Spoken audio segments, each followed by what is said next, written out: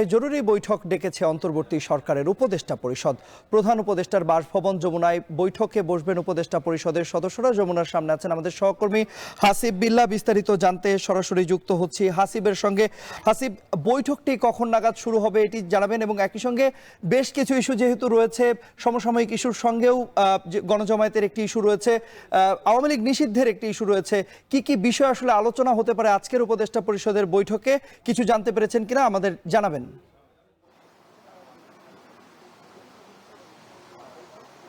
তন্ময়, গত 2 দিন ধরে যেহেতু আওয়ামী লীগ নিষিদ্ধ ইস্যুটি সবচেয়ে ছাত্র জনতা এই আওয়ামী লীগ নিষিদ্ধ ইস্যু নিয়ে রাজধানীর বিভিন্ন সড়ক অবস্থান করছে, এবং এই ইস্যুটি নিয়েই মূলত আজকে এই উপদেষ্টা পরিষদের বৈঠকে উত্থাপন হতে পারে বলে আমরা জানতে পেরেছি। উপদেষ্টা পরিষদের বৈঠকটি শুরু হবে রাত 8টায়। আমরা দেখেছি তার আগেই ইতিমধ্যে উপদেষ্টা পরিষদের সদস্যরা গাড়িতে করে এই বাসভবন যমুনায় প্রবেশ করতে শুরু করেছেন। এবং আপনাকে জানিয়ে রাখি যে আজকে সন্ধ্যায় সেনা প্রধানের একটি গাড়ি আমরা প্রধান উপদেষ্টার বাসভবন থেকে বের হতে দেখেছি।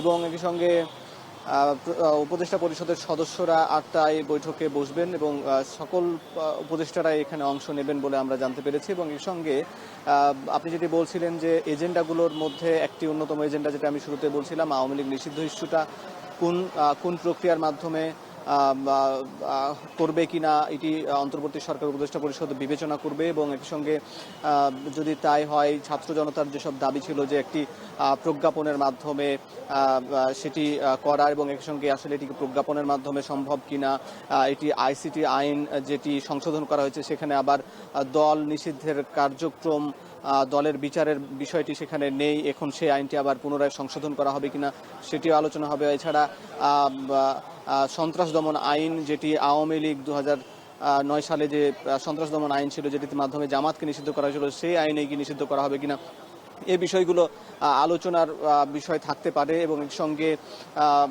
সঙ্গে ছাত্র জনতার যে দাবি যে জুলাই ঐক্য বা জুলাই সনদের মধ্য দিয়ে রাজনৈতিক দলগুলোকে স্বাক্ষর করতে হবে, এই যে বিষয়গুলো ছিল, এখন রাজনৈতিক দলগুলোর সঙ্গে এই আলাপগুলো ইতিমধ্যে এই সরকার গত 2 দিন ধরে গতকালকে যে একটি বিবৃতি দিয়েছিল যে রাজনৈতিক দলগুলোর সঙ্গে আলোচনা করবে এবং এই বিষয়টিকে গুরুত্বের সঙ্গে বিবেচনা করছে। এখন এই বিষয়টি এখন সবচেয়ে আলোচিত বিষয় যে রাজনৈতিক দলগুলো কি বলেছে এবং সেটির প্রেক্ষিতে অন্তর্বর্তী সরকার উপদেষ্টা পরিষদ কি সিদ্ধান্ত নেয়, আমরা আরও 8টার পরে বা আজকে আর কিছুক্ষণ পরে হয়তো জানতে পারবো।